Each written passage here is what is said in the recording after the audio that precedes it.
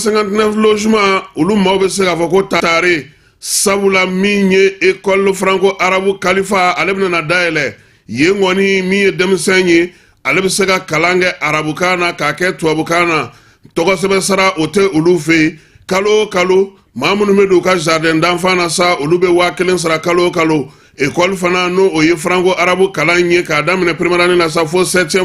olu fana bɛ kalan kɛ ye o sara o ye 1000 ye kalo o kalo denmisɛnninw n'o ye jardin d'enfant ye san kɔnɔna na olu ye 900 ye wa min ye maakɔrɔ ninnu fana ye n'o o ye maa minnu bɛ premier cycle kɔnɔna na olu fana ye 900 ye école franco arabu kalifa ale dayɛlɛlen don o don tɔgɔsɛbɛnninw bɛ kɛ yen min ye denmisɛnninw ka kalan kɛko ɲuman arabukan ale ni tubabukan na o école karamɔgɔ jolenw b'u bolo baara taabolo ɲuman kama sa u kɛlen don ka panneau solaire belebelew sigi u ka yɔrɔ la min ye jibondon ye n'o ye château ye o fana bɛ yen yaasa denmisɛnninw ka kalan bɛ se ka nɔgɔya cogo min k'a daminɛ nin waati in na sa maa minnu kɔni bɛ yen n'olu bɛ yirimajɔ ATT-bugu sugu kɛrɛfɛla la n'o o ye 750 logement maaw ye a ye boli joona a ka taa denw tɔgɔ sɛbɛ sabula tɔgɔsɛbɛ sara o ye fu ye olu fɛ yen kalo o kalo sa 1000 kɔni i b'o sara i den a ka kalan na n'a ka di i ye kalo saba fana i b'a sara walima i bɛ se k'a bɛɛ lajɛlen sara siɲɛ kelen min ye école franco arabu kalifa ye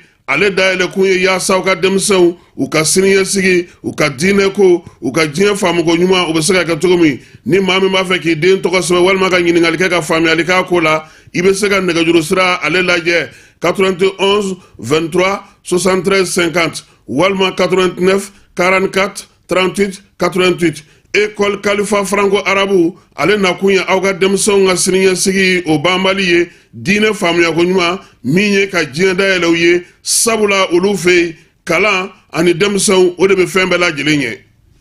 ESKJ, École de santé Kalajata, Ana Bolofara Chama, Institut de sciences médicales Gore, ISM Go. Limano, doctorate Jamwenye se bien turko la adamade la koi, fieu, fois ka soro iye bana nyini ka don na kari, me ka sababu ka sika dangarike, adamade ke nyina mayala, o kele ke bo mo fare kolola. Wa wera tinye fieu, fois ka soro iye la koliso nyuma segere. Afle au koro, École de santé Kalajata na Bolofara Chama, Institut de sciences médicales Gore. On veut pas makoya kalabankuba. Femi santé bara nyuma yesa, nimbela dire bike, École de santé na Bolofara Chama la. École de santé Kalajata, on a fleke on bolo jigiye. Formation de qualité, doctorat siraka. Mimi te galo ka fo, o ka dimso nga futina yelenye, o pela de lebi kala, ni lakol so daga bana nuna. O ka Bolofara de flani. Cycle niveau DEF, technicien de santé publique, infirmière obstétricienne, technicien de laboratoire. Deuxième cycle, no ye niveau bac-, infirmier d'état, sage-femme, biologie médicale. Formation wara au cofé, aide-soignant, katafara matronika. Nimpele de l'État, École de santé Kalajata na Bolofara Chama, Institut de sciences médicales Gorela. Aywa, la collection, ani la collection, aya sefa jona, aka la collection inzegere, yoni jemaka chaya. Utogole de pla on ver Kalabanguraya, hôtel Wasulu Cofé de Choy, Waligere Negaduru Bamba, 76 45 85 40. Non média 20 80 22 20. Kalan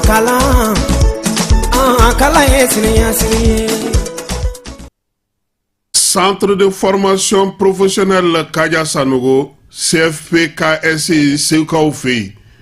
denmisɛnnin ka dege bolola baara la kabini fitinin fo ka taa kɔrɔbaya maakɔrɔw k'olu fana dege bolola baara la fo ni waati jan o bɛɛ lajɛlen bɛ se ka kɛ CFP-KSI ale kɔnɔna na Segu Dar Salam n'i ye kalanso in ta k'a lajɛ maa mun b'a fɛ ka masɔnya dege menuisier dege plomberie sanitaire peinture bâtiment menuisier métallique ni menuisier bois k'o bɛɛ lajɛlen kɛ sɛnɛ taa sira bɛɛ lajɛlen ni baganmara ni jɛgɛlamɔ i bɛ se ka o bɛɛ lajɛlen kɛ centre de formation professionnelle Kaja Sanogo la Segukaw fɛ yen u ma dan o ma min ye machiniste ye agricole carrelage ka taa se staff ni décoration ma ninnu bɛɛ lajɛlen bɛ kɛ bayɛlɛmali minɛnw olu fana bɛ u bolo k'olu kalan musolakaw jɔyɔrɔ ka bon u ka kalan kɔnɔna na kosɛbɛ sabula npogotigi caman bɛ u y'olu dege nin waati laban ninnu na yaasa u bɛ se k'u boloma yɛlɛma cogo min n'aw b'a fɛ dɔrɔn ka aw den tɔgɔ sɛbɛn kabini u fitinin fo ka taa se o kɔrɔbalen ma a ye boli joona aw ka se Segu Medine min ye Dar Salam yɔrɔ in yɛrɛ man jan kosɛbɛ tɔn artisanal ale la Médine sugu kɛrɛfɛla la walima nɛgɛjuru sira a bɛ se ka 76 03 12 23 walima 66 03 12 23 21 73 67 96 Ségou Dar Salam min ye centre de formation professionnelle Kaja Sanogo ye CFPKSI ale bɛ maa ta yɔrɔ bɔ siniɲɛsigi o labɛnko ɲuman kama.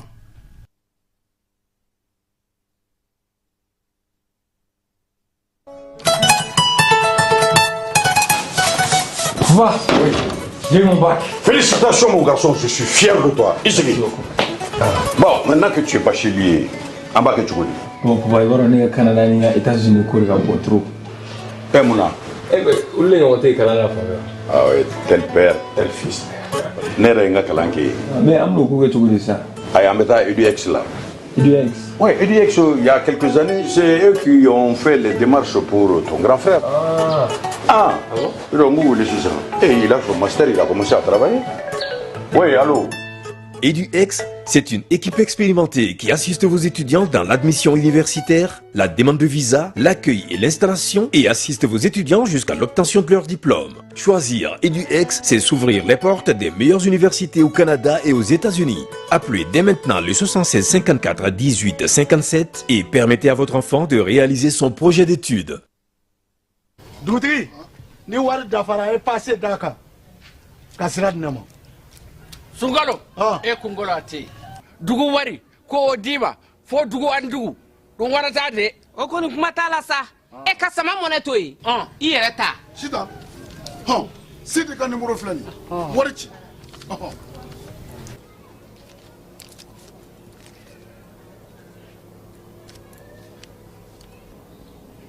wari sera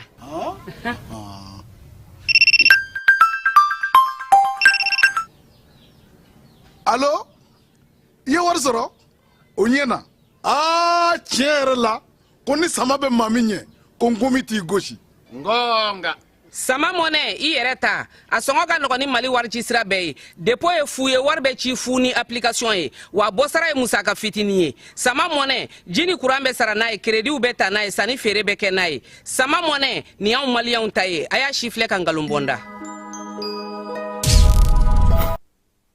An ka ɲɔgɔn dɛmɛ ka binŋɛnikɛlaw ni maafalaw ni walijugu tigilamaw kɛlɛ a y'anw dɛmɛ an k'aw dɛmɛ ka binŋɛnikɛlaw ni maafalaw ni walijugu tigilamaw kɛlɛ n'a ye kunnafoni sɔrɔ binŋɛnikɛlaw ni maafalaw ni walijugu tigilamaw kan a ye nɛgɛjuru ci dɛmɛso la nɛgɛjuru sira fɛ wari tɛ sara min na 80 fu ni fu 11 20 walima 80 fu ni fu 11 22 walima 98 Tani wolofla, 76, 75, ngo 98, tani wolofla, 76, 45.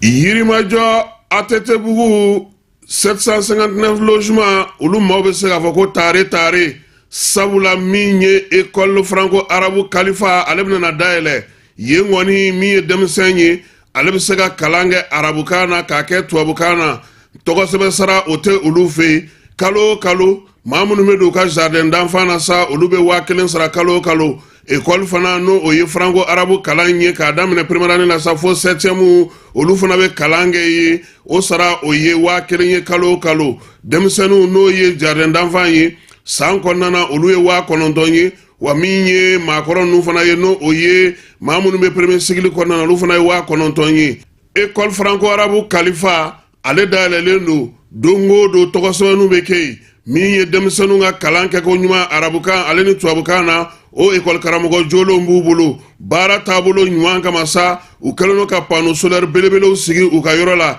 min ye jibondow ye n'o ye château ye o fana bɛ yen yaasa denmisɛnninw ka kalan bɛ se ka nɔgɔya cogo min k'a daminɛ nin waati in na sa maa minnu kɔni bɛ yen n'olu bɛ Yirimajɔ Atetebugu sugu kɛrɛfɛla la n'o o ye 750 logement maaw ye a ye boli joona a ka taa denw tɔgɔ sɛbɛ sabula tɔgɔsɛbɛ sara o ye fu ye olu fɛ yen kalo o kalo sa 1000 kɔni i b'o sara i den a ka kalan na n'a ka di i ye kalo saba o kalo saba fana i b'a sara walima i bɛ se k'a bɛɛ lajɛlen sara siɲɛ kelen min ye école franco-arabu kalifa ye ale dayɛlɛ kun ye yaasa u ka denmisɛnw u ka siniɲɛsigi u ka diinɛ ko u ka diɲɛ faamuko ɲuman u bɛ se ka kɛ cogo min ni maa min b'a fɛ k'i den tɔgɔ sɛbɛn walima ka ɲininkali kɛ ka faamuyali k'a ko la i bɛ se ka nɛgɛjuru sira ale lajɛ 91 23 73 50 walima 89 44 38 88 école Kalifa Franco Arabu ale nakun ye aw ka denmisɛnw ka siniɲɛsigi o banbali ye diinɛ faamuyako ɲuman min ye ka diɲɛ dayɛlɛ u ye sabula olu fɛ yen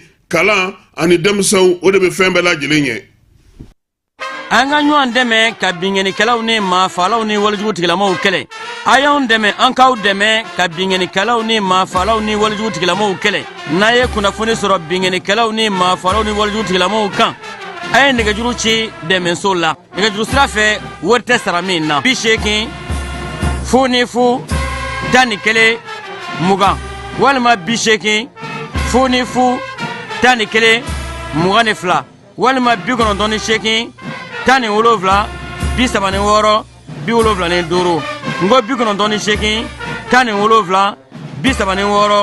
17 36 45.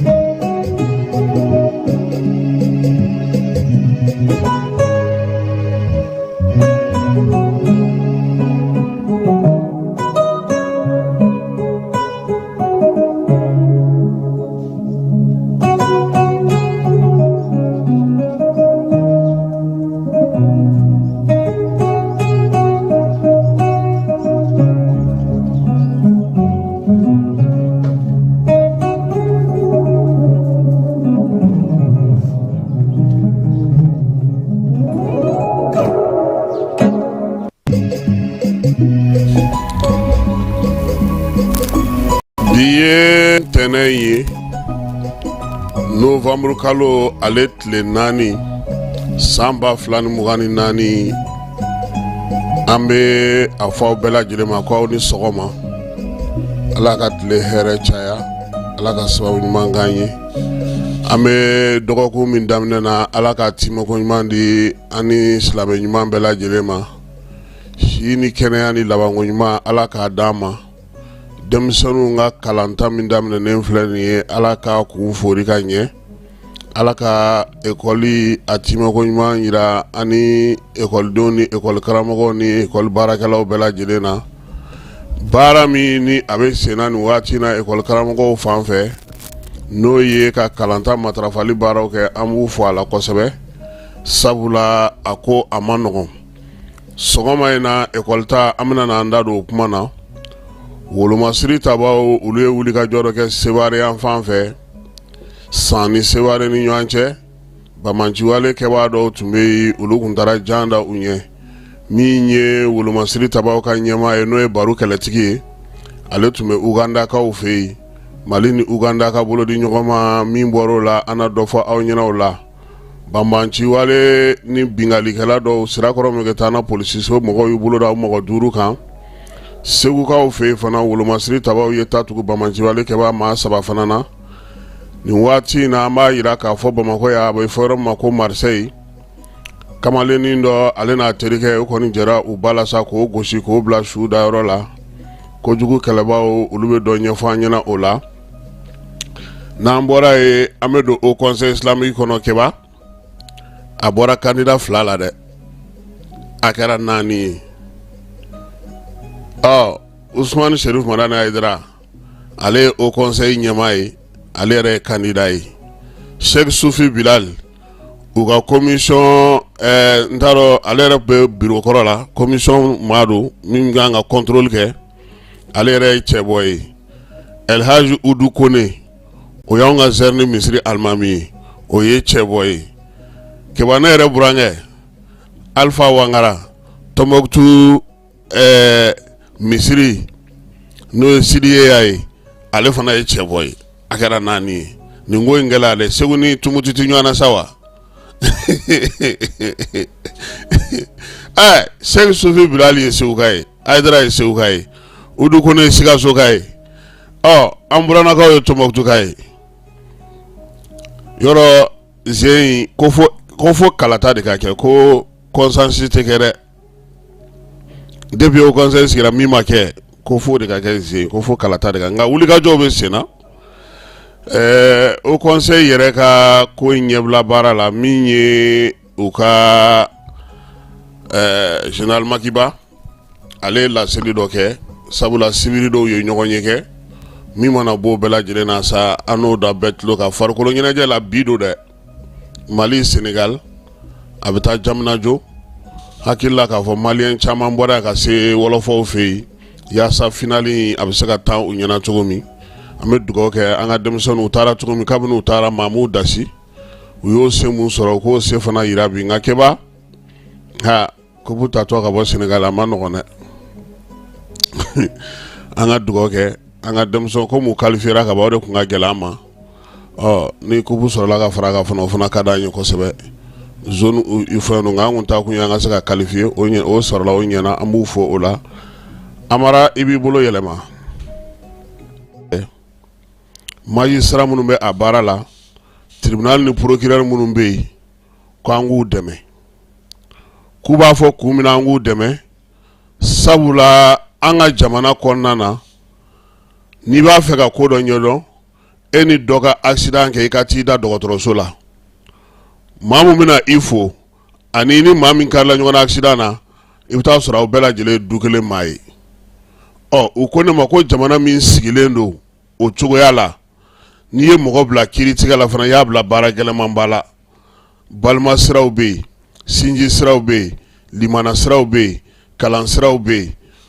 ko min ka ɲi o de ye k'i ɲɛ tugu nin bɛɛ kan ka kiiri tigɛ i n'a fɔ sariya y'a f'i ɲɛna cogo min nka an ka jamana yɛrɛ kɛcogo ma sigiw kɛcogo ma laadaw n'an ka kow kɛcogo ma ko jamana in bɛ cogo min maa tɛ se ka ban bɛɛ bolo o ye baara in kun fɔlɔ ye ko n ka se ka kuma o la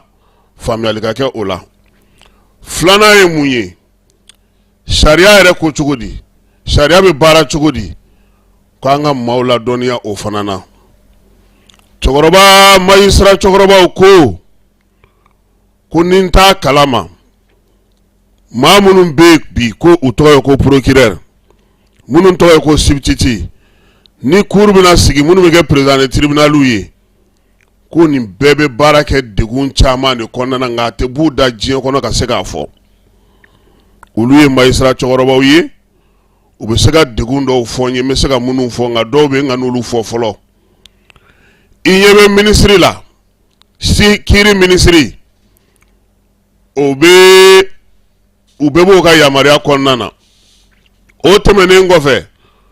kulu de bɛ yen filaɲɔgɔnmaw de bɛ yen o fana degun bɛ i kan denbaya yɛrɛ o fana degun bɛ i kan wa bɛɛ ko k'i ka tiɲɛ fɔ ale ye nka min ye tiɲɛ fɔli ye maaw sɔn man di o la donc bi an tɛ tɛmɛ nin kan fɔlɔ Amara komi nin tɛ an ka cadeau ye mais juge cɛkɔrɔbaw de ye n wele ko minnu bɛ baara la k'an k'u dɛmɛ ko furancɛla fanga yɛrɛ kiiri ko yɛrɛ de ka gɛlɛn kosɛbɛ k'a b'anw bolo k'a ka nɔgɔn cogo min k'a n'o cɛ ka jan dɛ ko faama o bɔra k'a ta fɔ ale ti maa wele a ti maa bila ka maa wele ko yalama ko bɛɛ bɛ ten wa k'an ka kiiritigɛla ninnu dɛmɛ Amara an b'u dɛmɛ an b'u dɛmɛ tiɲɛ kan an b'u dɛmɛ k'u ka daw yɛlɛ an ye an b'u dɛmɛ k'an bilasira an b'u dɛmɛ k'u cɛsiri an b'u dɛmɛ k'a dɔn k'a fɔ ko fasodenw yɛrɛ fana jigi y'u ye amara an b'u dɛmɛ sabula u yɛrɛ y'an dɔ ye an fana y'u dɔ ye a caman bɛ bi ala ko tiɲɛ u ye baara in kɛ ladiriya la nana ka se Alubadara nana ka se bi na a bɛ CNT kɔnɔna na n yɛrɛ terikɛ fana bɛ yen an bɛ Fune Malmadan ale ko journaliste min tulo ti kuma mɛn n tɛ ɲinɛ Usman fana kɔ Amadu Usman bi ale fana bɛ cour constitutionnel président la amaraw ka ca Bokar Umar ninnu bɛɛ bɛ yen ka taa se ali Bamasa ninnu ma Tera ani Timo min ye procureur Balogo ninnu ye ka se n yɛrɛ terikɛ ma n'o ye Ture ye Sekati an b'a fo ka Usman Fati fo kɛnɛ kan yan amara an da sera min ma an da ma se min ma Kɔkɛ Kulubaliw ani Dawuda Isakaw Adimodi Sal n'an ye fɛn fɛn fɔ parce que cɛkɔrɔbaw olu fana ye funankɛni ye cɛkɔrɔbaw ko ma ko a si t'a la min bɛ san 50 sanfɛ ko dun kɔrɔ de ko o kɔrɔ de ko c'est-à-dire fiɲɛ de bɛ olu bɛɛ nun na quoi ko la kuma la ni ko dɔw kɛra olu bɛ kɔn ka weleli kɛ k'u lasɔmi amara an b'u fo an bɛ procureur fo cɛkɔrɔbaw ko ma ko n k'a to n'a promulguera n'a bɔra journal officiel kɔnɔ n ka to ka taa u bɛ n kalan la n ka se k'a ɲɛfɔ mɔgɔw ɲɛna ko sabula ko mɔgɔ caman bɛ Jani lamɛn i bɛ welekun yɛrɛ dɔn han ko ka taa barika da ye ko médaille dira ma magistrat cɛkɔrɔbaw ka ci don donc ci ye juru ye ni maaw y'i wele u ko i k'a kɛ cogo min i b'a kɛ ten kuma tɛ kiiri tigilamaw don u ko k'olu yɛrɛ tɔgɔ to dogo la an b'u fo amara u ka bilasirali la parce que maa i ladiba o de b'i fɛ n'o tɛ n'a ka di u b'u sigi k'an lajɛ o an bɛ taa an kun turu yɔrɔ dɔ la sisan ka taa an kun di a cibaw ma nka nin t'an ka kado ye dɛ nin ye ɲɛbila ye bi kado o bɛ di je le répète ma monsieur le ministre d'État ministre de l'administration territoriale porte-parole du gouvernement général de division Ablaye Maïga an ka bi kado bɛ di ale ma amara mara kamabɔli baara hukumu kɔnɔna na ani Usman Si ye baara kɛ Alpha ka waati la ministre de la décentralisation a laɲini ye mun ye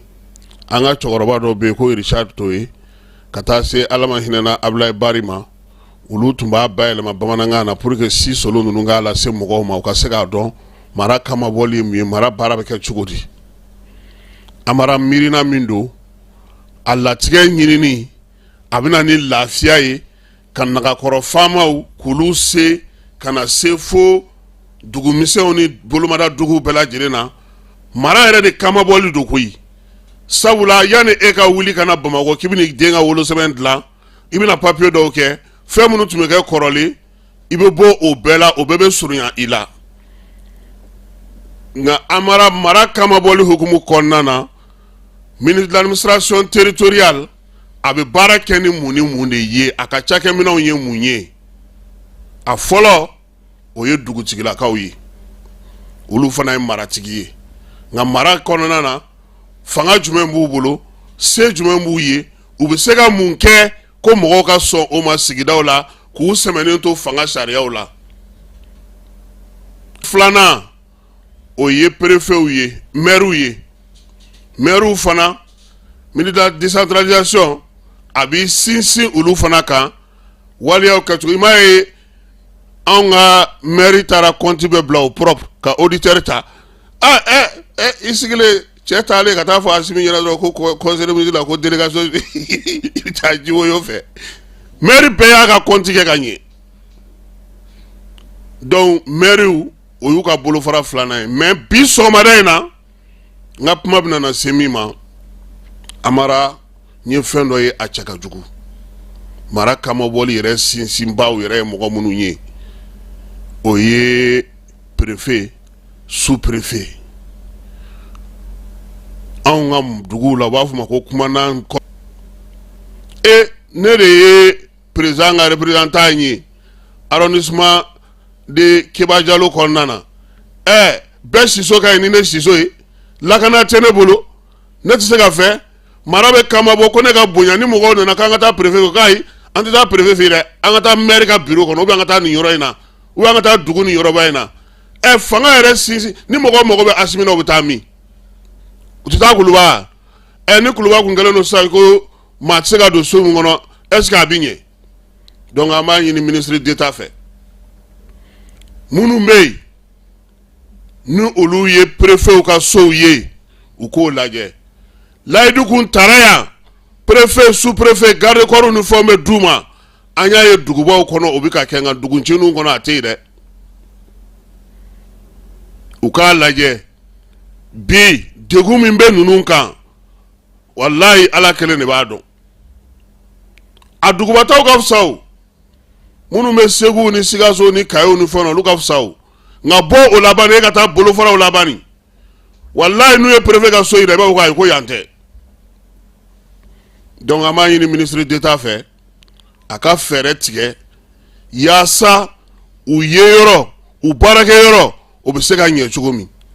u yeyoro u barake yoro aka do nga foko a chena ntato do ya fanga de bi amara abela jele so kumuru nin karle fano tileno jibe do fano fe yoro do be ko sai na buguni gouverneur atara kembila kajolo marala are sous préfet ga soyi gouverneur ere dabali bana wa baro o jora debi to wutle ebe no me ke ga ta sigo ode kono do ibe obligé de ça ka yoro do de nyini ebe me tsika sika kono do ni marabe ka kamabo abaka décision taka mogo nommé koko ke préfet yoro do ere la ere préfet so ere te sous préfet sauté i ko me nommé be tabti débrouiller de ni insécurité clé fanana finitiki foti ko do ku haklito ola monsieur le ministre d'état mon général ame gardez-vous la ye 3 étoiles ika laje ni nkoyi chena achemai amara me ka fo muna ko sai na ambe bara badoka pinana drabo ani keletigi drabo keletigi ye koroy pinana ye dogoni o tato Segu o tara bara mun Segu kan ngona ale de Segu kan nyemo folo pinana kulo del pinana drabo Segu kan commandant folo depuis Mali kara Mali sura sif nyemo folo o ye pinana drabo de abta domi Segu tuwabu de tume ale tuwabu ke genga we ma ye sigoro minta aya dlanto mi ay bara mun ge ali sini anobe Segu kan ngona mais bi anye ke ba nommé kagata gajabaga jel ko ye sous préfet do ye yera dugu bela jele bugutu fay sous préfet beti sigi jon dala ka bo au commandement arrêta ka bugutu fa jo bugutu fa jole bara jumeme ko kono ko mo nyebe malo tikima fanga ya tamasero ndi drapeau de bi yele préfet ka cour kono drapeau o bi yele amara mena feno finyana inyebe sura suga jalala echelon mumbe ubolo ube fento mi préfet obeteni commandement de do sosoli faut ani magistrat u beteni etc ça ta ka feno ka soro ima na doni na fenti la tsaka ke donc mo munu beti u fanani bonyani yetogo nyuma ndoga kan amore nyini nyema fe ministre d'état ale de ka mogodo parce que nous bina na nommé ale de bu nommé ne globala tle flana ko mogo chama nommé na nga u yere taru ka tuga sigida o laje u sigira kana u go jongo ala abunya njara nyenga sigorote de aro do ali bogoso nyuma ngele jonete ro do la arrondissement ko do la yoro bara do de ni du inyebe minata anye préfet kura feve sigi sisa ala dogomanda e munu flen ye ke sibi ngunu munu ngara fen nu kuna jara ko préfet nana ka baraka ka mogo belana o ye sanduru ye mais décision tra papier ka kaba a lawaleyali garde la nali gendarmerie la nali olu sigiyɔrɔ ko olu ka jigiyɔrɔ ko u ka dumuni ko an'u ka dotation n'u ka transfert ko ka taa di fɛn ma fo ɲɛfɔli de ka kɛ nin bɛɛ la an y'a kɛ nka i b'a dɔn ko yɔrɔ caman na minnu ye kɛlɛ kɛ par exemple ko k'u ka région kɛ u ka dugu kɛ région ye u yɛrɛ tilala ka gouverneur ni fɛnw ɲini ka di u ka gouverneur ma fɔlɔ k'u sigi sinon a tun tɛ yen o a tɛ yen o préfet ye min kɔnɔ o ma ɲi gouverneur bɛ taa don o kɔnɔ cogo di n bɛ Dawuda Mayiga fo yan bi bi in na a bɛ kita gouverneur la don min na a nomina Menaka so kelen tɛ yen min tun bɛ gouvernement tɔgɔ la ye ko o ye faama sigiyɔrɔ ye nka a ye gouverneur min jɔ Menaka a bɛ 75 hectares de sanfɛ fɛn bɛɛ b'a kɔnɔ a n'a ka partenaires n'a ka dɛmɛbagaw donc an b'a fɔ ministre ye hali n'o y'a sɔrɔ u bɛ se ka possibilité d'u fana ma u ka se ka sigi n'o tɛ ne ye dɔw ye k'olu kan ka taa sigiyɔrɔ dɔ la mara n'u taara ye an ka dɔw k'u bonya a bɛ gɛlɛya dɛ donc sɔgɔmada in na n ka cadeau ye je le répète ta ye ou bien tant pis de don n terikɛ don koyi walayi n terikɛ don n terikɛ don n'a bɛ kuma yɛrɛ kosɛbɛ nka baara ye baara ye Kasimu bɛ ten de voilà n tɛ n terikɛ don mais a k'a lajɛ préfet ni sous préfet a k'u ka sigiyɔrɔ ko lajɛ a k'u ka siyɔrɔ ko lajɛ a k'u ka balo ko lajɛ hali teni ni samara a bɛɛ kan ka jate minɛ a mara prime d'habillement prime de chaussure ni fɛnw véhicule n'i ye nin bɛɛ jate minɛ a ka ca dɛ donc sɔgɔmada in na an b'a fɔ monsieur le ministre d'État et ministre de l'administration territoriale porte-parole du gouvernement général de division Ablaye Mayiga ko nin cadeau ni an y'o d'a ma k'o minɛ yanni cadeau ba kana nin fitinin de b'an bolo sɔgɔmada in na ale ka cadeau don.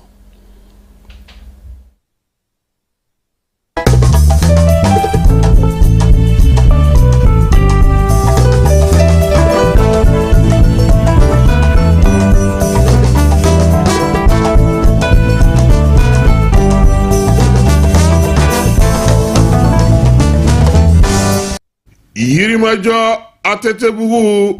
759 logements olu maaw bɛ se k'a fɔ ko taare sabula min ye école franco arabu kalifa ale bɛna na dayɛlɛ yen kɔni min ye denmisɛn ye ale bɛ se ka kalan kɛ arabukan na k'a kɛ tubabukan na tɔgɔsɛbɛ sara o tɛ olu fɛ yen kalo o kalo maa minnu bɛ don u ka jardin d'enfant na sa olu bɛ 1000 sara kalo o kalo école fana n'o o ye franco arabu kalan ye k'a daminɛ première année la sa fo 7e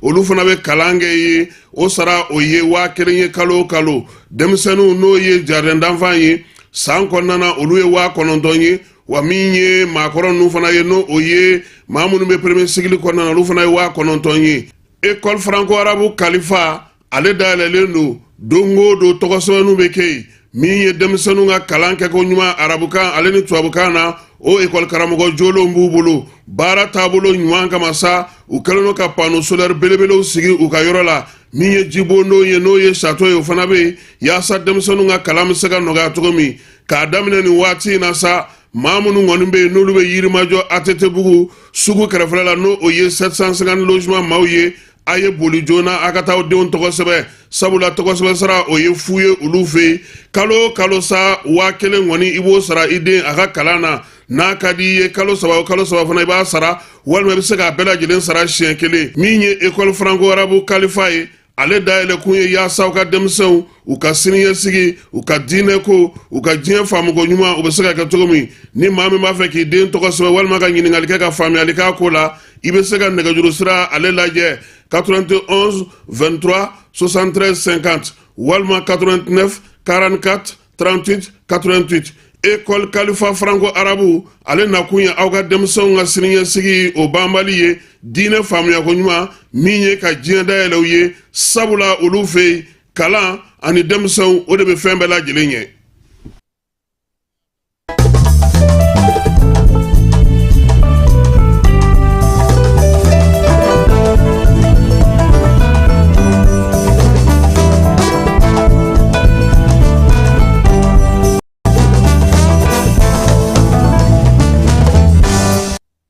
K'aw bɛɛ lajɛlen fo ko kura jani ale sugandila ka kunnafoni k'olu sɔrɔ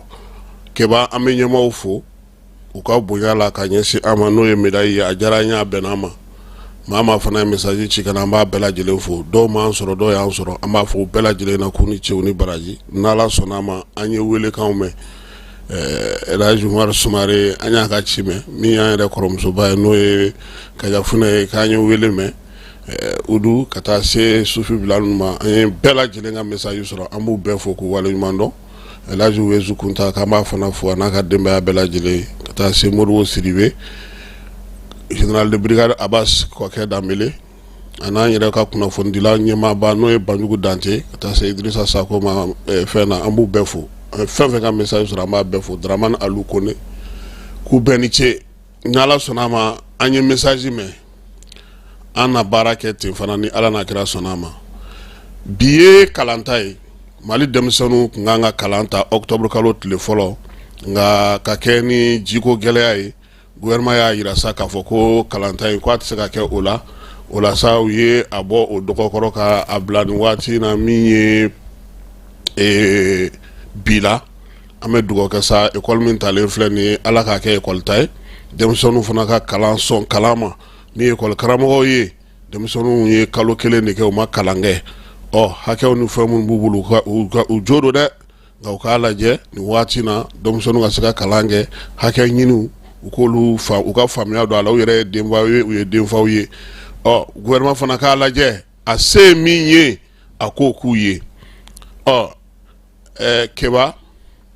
an minnu bɛ taa tɛ taa an denw nɔfɛ fo ni école bila ni école ta tɛ ne taara bi directeur ko e de ninnu fa n ko ne do kɛ salon ne ma na yan ko ko ne ta ye san o san n ko mun tɛna dun n ko voisin tɛna ko ne kana n comparer voisin na Amara cɛ i b'a dɔn ko école ta in diyara denmisɛnninw ye n'anw ɲɛ yan n'anw tun ma école in ta denmisɛnninw tun b'u ka école ta i b'a dɔn ko denmisɛnnin dɔw taar'u ka école so furan u yɛrɛ yan ka t'u ka monsieur ka fɛnw bɛɛ furan ka fɛnw bɛɛ sigi sen kan donc u y'o dusu min ta u k'u jija u ka kalan kɛ o cogo fana na wa gouvernement fana k'a jija syndicat ka hakɛ fɛn fɛn bɛ se ka ɲɛnabɔ ni mankan tɛ u k'o bɛɛ lajɛlen d'u ma fɛn o fɛn n'o se bɛ u ye u k'o kɛ fɛn o fɛn n'o bɛ se ka kɛ sigi ka fɔ u kana to ka girin ka bɔ ka taa préavis ni fɛnw da u k'u wele u n'u ka kuma yan an bɛ kuma de an bɛ ɲɔgɔn faamu nka n'a kɛra furugufurugu ye maa tɛ maa lamɛn mɔgɔw bɛ kuma i fɛ ministre tɛ temps sɔrɔ ko temps t'e bolo fo ni bɛɛ da donna la kuma min o cɛ man ɲi anw fana école somaw an ka kɛ école soma ɲɛnamaw ye n ye min fɔ ni ministre fana ka cadeau bɛ n bolo ale ka école so ko a ci sagana di la ye a ministre so yɛrɛ kɛ Samori kɛrɛfɛla ministre so in tɛ a aw ma ale yɛrɛ kogow ye a i b'a fɔ maa t'a kɔnɔ donc u k'u jija ɲina est ce que ninnu kan ka congé de Noël sɔrɔ tuguni u tɛ nin kɛ directement ye u ka 1er janvier dɔrɔn chômer o tun ye fête internationale ye u ka kalan kɛ ka taa pour que u bɛ se cogo min na ka fɛ n'u ko k'u bɛ congé de Noël don na a tɛ ɲɛ dɛ u ye Noël kɛ o u ye Noël kɛ ka mawuludi kɛ ka arajaba kɛ ka fɛn bɛɛ kɛ asura u y'a bɛɛ kɛ ka ban sisan u ka continuer dɔrɔn u ka congé de Noël ko u k'o to yen tile 15 in u ka n'o bɔ a la pour que 25 semaines bɛ se ka sɔrɔ cogo min na Amara yaasa kalan ka se ka taa gouvernement ye baara de kɛ baara in a ko bɛ maa min bolo a bɛ fɔ o ma ko Sekojɛki ale bɛ ministre Dawudu Ali Mohamedine o ka yamaruya kɔnɔna na u y'u ka jɛrɛ a 13nan u y'o kɛ dɔgɔkun tɛmɛnen min ye météo maaw ye olu tun b'a kɛnɛ kan ministre min bɛ jamana lakɔnɔ ko kunna colonel Sidiki Togo ale fana tun bɛ a kɛnɛ kan n'o o y'ale ka maa cilen kɛnɛ kan colonel Raoul maa minnu bɛ jɛkulu in kɔnɔna na u bɛɛ lajɛlen tun bɛ jɛrɛ in kɛnɛ kan u y'a yira sa ko kabini octobre kalo tile 24 olu kɔni bɛ kiimɛli kɛ dɔgɔkun o dɔgɔkun fɛn o fɛn bɛ Mali dugukolo kan a kɛra ji ye o a kɛra kɔw ye o a kɛra yiriw ye o wa min ye ko école ko olu nana fara kan ale ni forow ka kɛ ni degun min ye mɔgɔw sɔrɔ ɲinan san kɔnɔ sa olu sigi waati ni sisan cɛ a yira k'a fɔ sa ko ji kɔni ye tiɲɛni kɛ siɲɛ 709 an ka jamana kɔnɔ min ye sanmɛgɛru ye ni dɔw b'a fɔ a ma ko kabamɛgɛru ale kɔni jiginko 8 o ye so 43 876 ye min ye fiɲɛ kolon ni cɛncɛn fiɲɛ ye o 6 o de cira an ka jamana kɔnɔ wa ni waati in na sa a yira k'a fɔ gwa minnu bɛ yen n'u olu ye degun sɔrɔ n'o ye duw ye o ye du 69,774 ye min ye maa minnu bɛ yen mɔgɔninfin minnu bɛ yen n'olu ye degun sɔrɔ ko o duw kɔnɔna na o ye maa 37,000 maa 300 ani 70 442 o de ye degun sɔrɔ ko ninnu kɔnɔna na maa 156 o de jogina maa 92 o fatura o fana kɛrɛfɛ so minnu bɛ yen ni olu sow dɔ fan dɔw binna tɔli dɔw taara fɛn dɔw sɔrɔ nka u ma bin pewu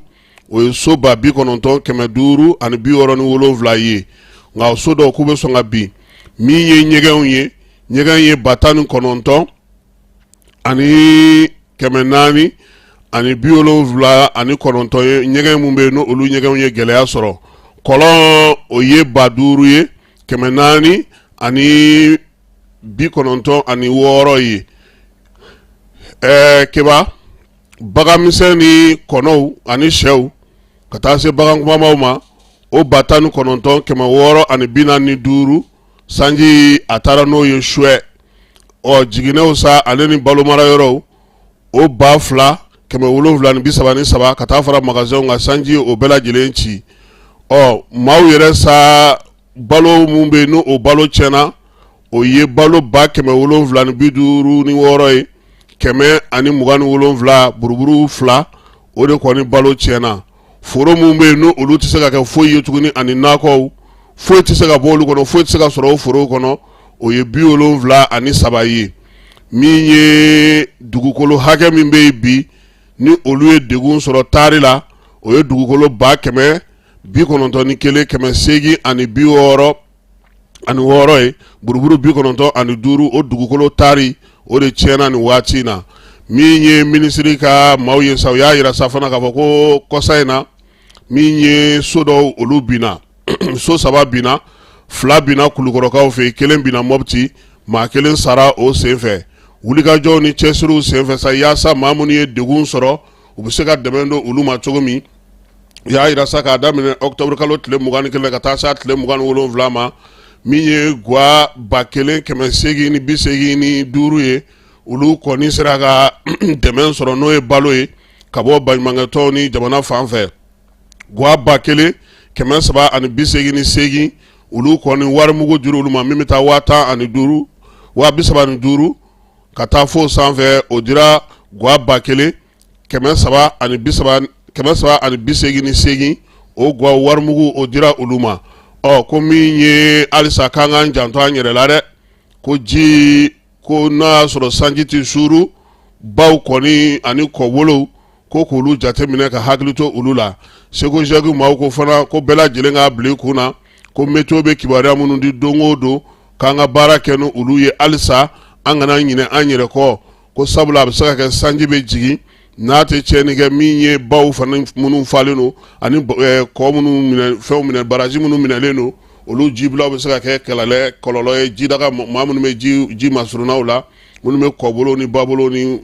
ji sigiyɔrɔw la k'olu k'u hakili to u yɛrɛ la nin ye seko jɛki ale ka laseli ye ka kɛ ni gɛlɛya min n'o b'an ka jamana kɔnɔ ni sanji kɔlɔlɔ ye o se an ka jamanadenw ma wolomasiri tabaw ka ɲɛma n'o ye baro kɛlɛtigi ye k'a b'a da bɛɛ tulo ka sa ko ni nanzara kalo ye n'o ye novembre kalo tile fɔlɔ ye nɛgɛ kaɲɛ 10 waati an ka sɔrɔdasi dɔw kɔni tun bɔra Sevare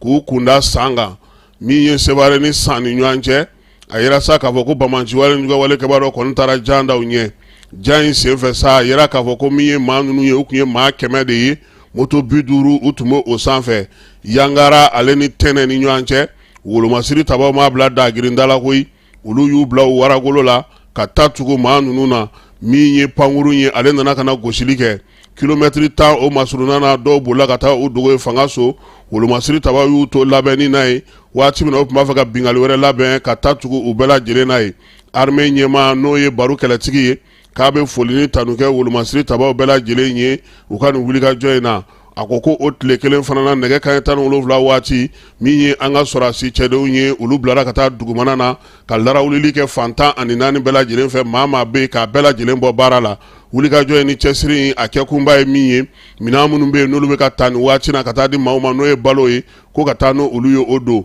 nka min ye fɛɛrɛ min yɛrɛ sigilen no sen kan sa o ye samiya yɛrɛ baaraw bɛ se ka kɛ cogo min na minnu bɛ fɛ ka ɲɔ tigɛ u k'a kɛ hakilisigi ni basigi kɔnɔna na k'o de la bi sɔrɔdasiw tɛna daga sunɔgɔ u tɛna ɲinɛ maa si kɔ wa dugu foyi tɛ yen u tɛna ɲinɛ min kɔ yaasa lakana bɛ se ka sabati cogo min na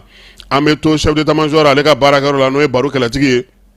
ale tun taara ugandakaw fɛ yen ugandakaw ka faaba kɔnɔna na n'o ye kampala ye ni tubabukalo in salen tile 29 ka taa se nɔvambukalo tile fɔlɔ ma ale tun bɛ taamala olu fɛ yen baro kɛlɛtigi ni ugandakaw kɔni y'u bolonɔ bila sɛbɛn na bolonɔ bilara sɛbɛn min na kampalakaw fɛ yen sa u bɛna to baara ɲɔgɔnya bɛ don mali wolomasiri tabaw ni uganda wolomasiri tabaw ni ɲɔgɔn cɛ u y'a yira ka ban yɛrɛ k'a fɔ ko min ye an ka denmisɛnnin sɔrɔdasi 19 ye olu ye sanayɛlɛ kalan kɛ ugandakaw fɛ yen o wolola kunna woloba la sabula hakili falenfalenw ni baaraw kɛcogo don u ka école des officiers min y'an ka maaw ye k'u ye kalan kɛ wa n'ala sɔnna a ma bourse min dira fana u y'a di k'a sɔrɔ u ma dɔrɔmɛ kelen tanga ɲini mali fɛ a ko la ko uganda y'o baara min kɛ mali fana bɛna n'o ɲɔgɔnna kɛ yaasa u fana ka sanayɛlɛ kalanso maaw n'o ye sɔrɔdasiw ye olu fana bɛ se ka na yan cogo min na ka na kalan kɛ uganda yɛrɛ fana ye ɲɛnajɛ kɛ sa ka baro kɛlɛtigi k'ale kɔni jansa u ka seko n'u ka dɔnko yanni a ka segin ka na bamako bana min bɛ yen n'u b'a fɔ ma nanzarakan na ko cancer de col de l'utérus n'o bɛ musolakaw sɔrɔ kosɛbɛ ko a bana fura sɔrɔla npogotigini minnu bɛ yen sa n'olu si bɛ san 10 na k'olu kɔni bolo bɛ se ka ci yaasa u bɛ se ka kisi bana in ma cogo min ye col de l'utérus ye k'a bɛ muso minɛ k'a daminɛ san 40 ka taa se san 50 ma a gɛlɛya tuma dɔ la a bɛna ni bangeko gɛlɛya ye yaasa sa ko min ye o ka se ka ban ko vaccination kɔni o fura sɔrɔla npogotigiw ani muso k'olu n'a fɔ tare nin na ji kuɲɛ fɔlɔ yaasa ka se k'o kɛ sa min ye novembre kalo tile fɔlɔ ye min ye ministre Assa Bajalo ye ale y'o wulikajɔ kɛ koyi yaasa o vaccination ka se ka daminɛ Burkasubugukaw fɛ yen maaw kana n'u denmusow ye u bolo bɛ se ka ci cogo min na baara in ale ka se ka kɛ ka ɲɛ Mali ale ye code pénal kura sɔrɔ ani code de procédure pénale min ye nin sariya sun 2 in ye sa ale kɔni bɛna na to baaraw bɛna yɛlɛma min ye Mali sariya su yɛrɛ bolofara fana ye baara minnu kan ka kɛ o kɔnɔna na sa olu fana yɛlɛmali n'o kocogo ɲumanw olu bɛɛ lajɛlen bɛ yen u y'a yira sa k'a fɔ ko yaasa min ye bɛɛ da ka ko ye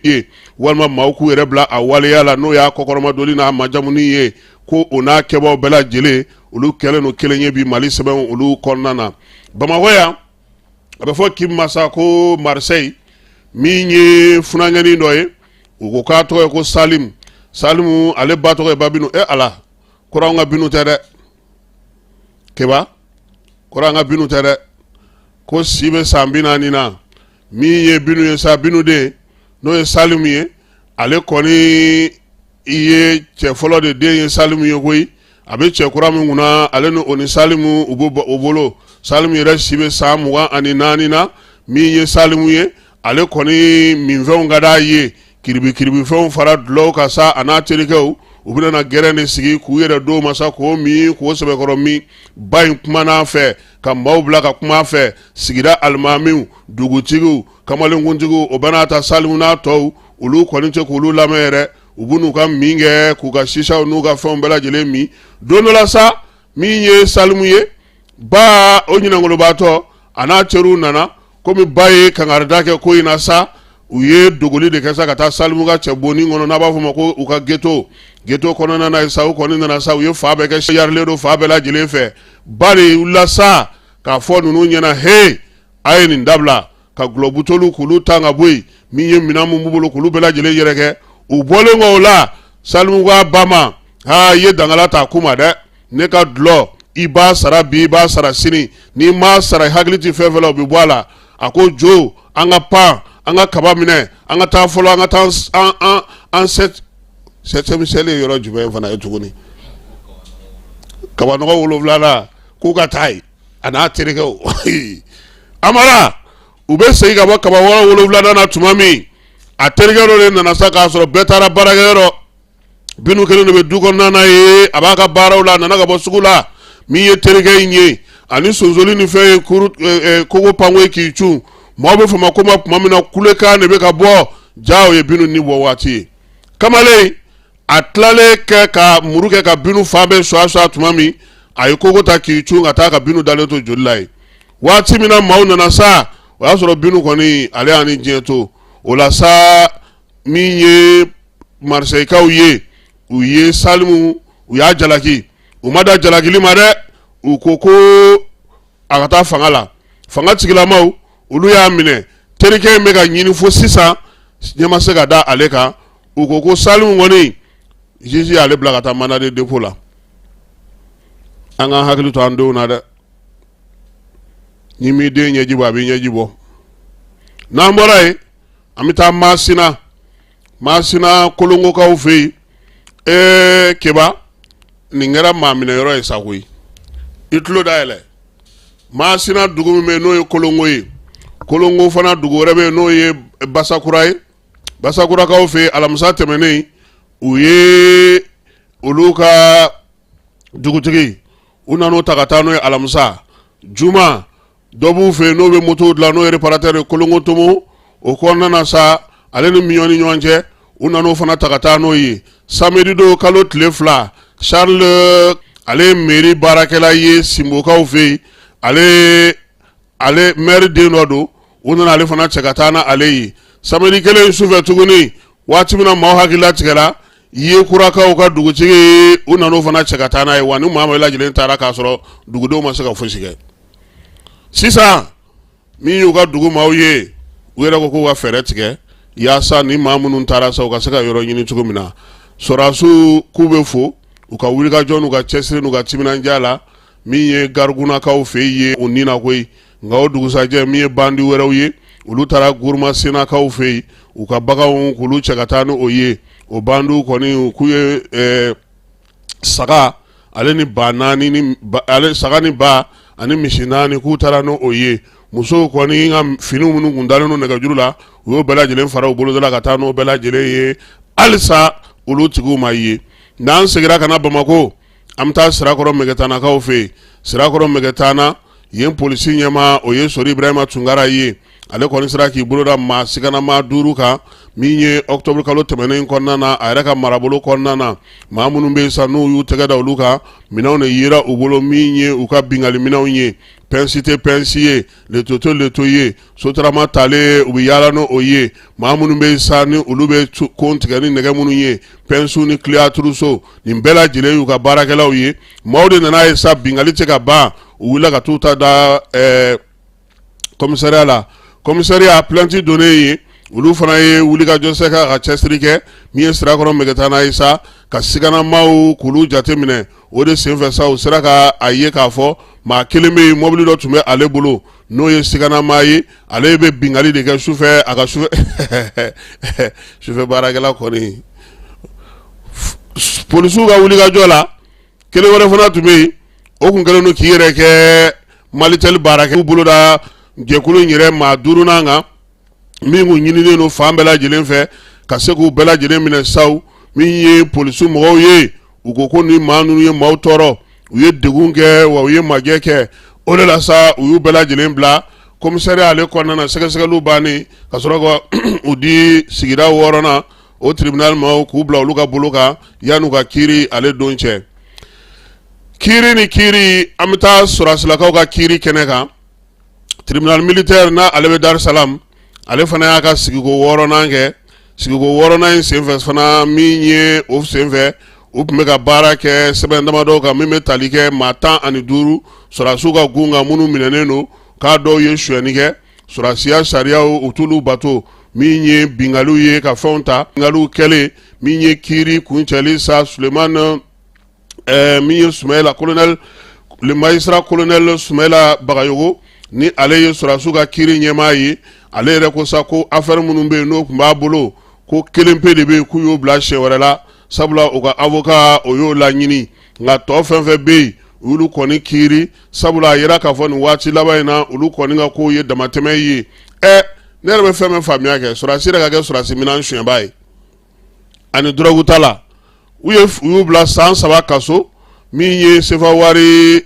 400,000 francs ye a t'a fɔ ko 80,000 wa dɔw bɛ 80,000 de aw bɛ wari jasi o 80,000 k'a k'o sara min ye kelen ye u ko o ka kiiri kɔfɛ sumɛla drogue tala in ko k'o gɛn ka bɔ a la yɛrɛ de koyi radiation nka min ye dɔwɛrɛ fana bɛ yen o ka waleya cɛjugu bɛɛ lajɛlen o kɛra an ka pankurutigi kɛnɛ de kan koyi ale bɛ suyɛni de k'a bolo tɛ bin ka wuli wa drogue tala de fana don ale ka waleya ninnu bɛɛ lajɛlen min ye an ka pankuru bɛ mara yɔrɔ min na ale y'o de fɛ kolonɛli y'a yira sa k'a fɔ ko tribunali k'a kɔni bɛ k'a ka baara kɛ audience olu ye 2 kɛ kalo in kɔnɔna na maa kelen bɛ yen u y'o ta bila kiiri bila waati wɛrɛ la nka min ye ale yɛrɛ min dusumakasa b'a ale yɛrɛ la ale procureur yɛrɛ la ni ale de bɛ kiiriw tigɛ téléphone suɲɛ moto suɲɛ walima maa minnu bɛ yen n'olu ka saraw bɛ yen k'olu kumaniya ka se ka ŋanamu kɛ n'o ye min ye bɔsin tigila ani drogue ta ko n'olu ye n'ale ye nin ye o de b'ale dusu tiɲɛ a ko sa ko min kɔni bɛ yen k'olu tɛna sɛgɛn u tɛ ɲinɛ min na sɔrɔdasiw ka gun kan sariya bere k'u b'a gosi u kun dɛ k'ale tɛ tamakiya a tɛ keba an bɛna au conseil islamique kɔnɔ au conseil islamique kɔnɔna na sa a yɛrɛ k'a fɔ ko min ye u ka kɔngɛrɛba 4nan ye ale baaraw kan ka daminɛ nin kalo in tile 9 a n'a tile 10 a bɛ kɛ CICB la sibiri don u ye lajɛ kɛ lajɛ in kɛra cogo min ani baara minnu kan ka kɛ kɔngɛrɛ in hukumu kɔnɔna na Macky Ba ale labɛnbaa dɔ ye an ka ale lamɛn. Haut Conseil islamique du Mali n'o ye Mali silamɛw ka fara ɲɔgɔn kan jɛkuluba ye parce que ale de ye bugu ye walima guwa don guwa min ni Mali silamɛ kulu bɛɛ bi ɲɔgɔn sɔrɔ a kɔnɔ ale de bɛ association islamique fɛ Mali kɔnɔ ale de b'olu bɛɛ kungo fɔ ale de bɛ communauté musulmane fana représenter jamana mara cogoyaw kɔnɔna na an ka réunion extraordinaire la an bɛnn'a kan association bi participer congrès la ni critère minnu ye an y'o f'u ye parce que association cayara kojugu fɔlɔ association limité o de ye 20,000 sara ka di association ye a kun ye pour que ka sɛbɛya don association na k'u dege baara la k'u dege sɛbɛ information min d'u ma ani k'u kalan nin na sogo ka fasa muru da ka go donc là côté dɔ bolo la côté dɔ bɛ conseil yɛrɛ la depuis a kiiri yɛrɛ fo bi o baara Mali gouvernement fɛ ayiwa cotisation in fana i ka se k'o sara i ka na n'i ka délégué mɔgɔ 3 tɔgɔ ye ka taa déposer au conseil islamique la a ka sɔrɔ i ye association type national ye parce que association ye 2 ye type national type local type national ye association minnu ye i n'a fɔ gouverneur ye Bamako gouverneur ye association minnu di ou bien ministre de l'administration ye association minnu récépissé d'u ma olu ye association type national ye Bamako gouverneur ye min di à partir de 2004 parce que loi 2004 bɛ yen ordonnance 59 de tun bɛ yen mais à partir de 2004 ministère de l'administration ye récépissé o bila Bamako gouverneur ka bolo kan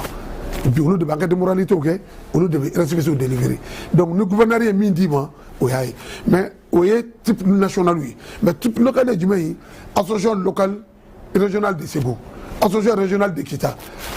ou bien préfet a d'i ma mais ka texte ni ka statut la i ka baaraw limité don o sigida dɔrɔn kɔnɔna na haut conseil baara la ni commune bureau bɛ sigi ani cercle bureau ani région kɔnɔ bureau e bɛ se k'i sen don o la parce que e ka association ye type local de ye mais e tɛ se ka na au niveau national congrès national la e ma wolo la e tɛ se ka n'o na minnu bɛ se ka na congrès national la n'olu de ka critère f'i ye o k'a sɔrɔ e yɛrɛ bɛ Mali yɔrɔ caman na fana et puis i sigilen don i lakodɔnnen don responsabilité min b'i bolo o b'a jira fana k'i bɛ se ka baara kɛ Mali fan bɛɛ lajɛlen fɛ nin ye association ka nani condition ye an y'o de wele bila u ma.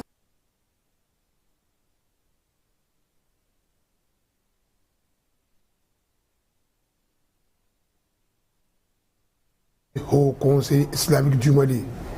n'o ye Mali silamɛw ka fara ɲɔgɔn kan jɛkuluba ye parce que ale de ye bugu ye walima guwa don guwa min ni Mali silamɛ kulu bɛɛ bi ɲɔgɔn sɔrɔ a kɔnɔ ale de bɛ association islamique fɛ Mali kɔnɔ ale de b'olu bɛɛ kungo fɔ ale de bɛ communauté musulmane fana représenter jamana mara cogoyaw kɔnɔna na Mali tendance religieux bɛɛ bɛ ɲɔgɔn sɔrɔ ale de kɔnɔ. I ye tɔrika mɔgɔ ye o, i ye kadiri, i ye tijani, i ye sunna mɔgɔ, i ye siya ye o, bɛɛ bɛ ɲɔgɔn sɔrɔ kulu min kɔnɔ, bɛɛ kun bɛ fɔ yɔrɔ min, o de Haut Conseil islamique du Mali. Donc a ka congrès n'o bɛ wele ko congrès 4nan, o de labɛnw bɛ sen na. Haut Conseil congrès fɔlɔ kɛra 2001 waatiw la. O kɛra congrès constitutif, congrès yɛrɛ min ye tɔn yɛrɛ sigi. En 2008, 2007 congrès filanan kɛra. O kɛra premier congrès ordinaire ye.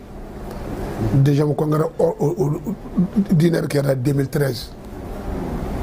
Troisième congrès ordinaire kɛra 2019. Quatrième congrès ordinaire de kan ka labɛn. O date fixera date kun ye le 26 le 27 ye, mais orientation cogoyaw kama ani jamana yɛrɛ taacogoyaw kama an y'a poussé k'a bila le 9 le 10 novembre inchallah taala. Samedi dimanche CCB kɔnɔ. Wa ni o bɔra yen sa sisan an bɛna na min ye Sheikh Sufi Bilal ale yɛrɛ tun bɛ nin lajɛ in kɛnɛ kan. Au conseil mɔgɔ don a hakilina ye min ye an ka jɛ k'aw lamɛn. An y'a ye bi samedi la an nana réunion la au conseil la par rapport au congrès min bɛ sen kan a bɛ se ka fɛn dɔ f'an ɲɛna par rapport à l'organisation du congrès a bɛ cogo di. Bon ni Ala sɔnna a bala ka taa an bɛ jigiya b'a la k'a fɔ a bɛ kɛ hɛrɛ la ka ban hɛrɛ la an b'o dugawu fana de ɲini an b'o dugawu fana de kɛ congrès ka kɛ basigi ni fɛngɛw kɔnɔ. Bon an nana sɔrɔ baara kɔni bɛ sen na an yɛrɛ laɲini dɔw tun bɛ an fɛ. An nana ka n'o laɲini fana di bureau exécutif ka réunion extraordinaire la o fɔlɔfɔlɔ bɛ tali kɛ jumɛn de la association welela k'a fɔ a ye nani a ka récépissés ye a ka 20,000 da a kan a ka 20,000 da a kan an ka inquiétude fɔlɔ ye o de ka taa bureau sigilen ni sisan na an bala ka wariko donna yɔrɔ minnu ni bɔda minnu na a ka jɛya anw ye an ma kelen faamuya o la an tɛ se ka ɲɛ tugu a kan k'a fɔ association fana ka taa u ka 20,000 ninnu ta ka na di o mɔgɔ kelen ninnu fana ma k'a fɔ vraiment fɔlɔw ma jɛya filanan kɔni an kɔni bɛ se ka fɛn fɛn fɔ u ka o bɔ a la u ka compte numéro di mɔgɔw ka t'u ka wariw bila a kan a filanan ye o ye min ye association fɛn fɛn fana bɛ na ka fɛɛrɛ bila sen kan ka contrôler ni association dɔ don minnu n'u u ka ɲi faso ka yamaruyalenw de don a ka taa kɛ bɛɛ b'a dɔn informatique tile nin na mɔgɔ bɛ se ka fɛn caman kɛ an ka laɲini dɔ ye o fana ye o min fana bɛ da o kan sisan o de ye k'a fɔ dɔrɔn an ka rapport o kan ka kɛ n'o ye commission contrôle ka rapport ye a bɛ présenter concret de la cira a sera bureau ma au conseil islamique la le 12 8e mois 2024 a lettre in bɛ laɲini dɔw de kɛ o laɲini yɛrɛ filɛ aw bolo ne k'olu de ka jaabi n'olu jaabira n bɛ sɔrɔ ka n ka fɛn min kɛ n bɛ n ka rapport kɛ o kan ka sɔrɔ k'o di yan'an ka bɔ nin kuma in bɛɛ la n'i y'a mɛn i bɛ bureau fɛn fɛn évaluer a bɛ fɔ fɛn dɔ ma ko rapport général du congrès 2019 kana bila a ma deli ka ye a bɛ fɔ dɔn dɔ la ko le plan d'activité générale qu'on appelle le plan quinquennal k'a ta bureau bɔlen fo sisan o kan an b'a faamuya n'o de ye a ma se sama-samani yɛrɛ ma fiyewu donc c'est ce que je disais en français un deuxième mandat ça doit être sur un tapis rouge si le travail est bien fait. Ne yɛlɛ Sheikh Sufi Bilal bureau min ka mandat bannen filɛ parce que statut kɔnɔna na fosi tɛ yen k'a fɔ ko nin bɛ yen an bɛ dans un cadre exceptionnel ce n'est pas un cadre statutaire an filɛ bureau min kɔnɔ cadre exceptionnel de don n'o tɛ an tɛ sariya foyi kɔnɔ min b'an yamaruya ni haut conseil yɛrɛ ye sabu an y'a bureau kɔrɔ min bannen filɛ an y'o membre de mais hali ni bureau banna hali ni bureau bɛɛ banna minnu ye responsabilité kɛ u ka responsabilité bɛ engagé n'u ka rapport de donc le temps reste au rapport et au bilan o ni bureau bannen tɛ kelen donc on conserve nos postes pour le bilan et les rapports parce que nous sommes comptables avec femme donc c'est le président du contrôle national du Haut Conseil islamique du Mali je suis le président national du contrôle du bureau au Conseil islamique du Mali.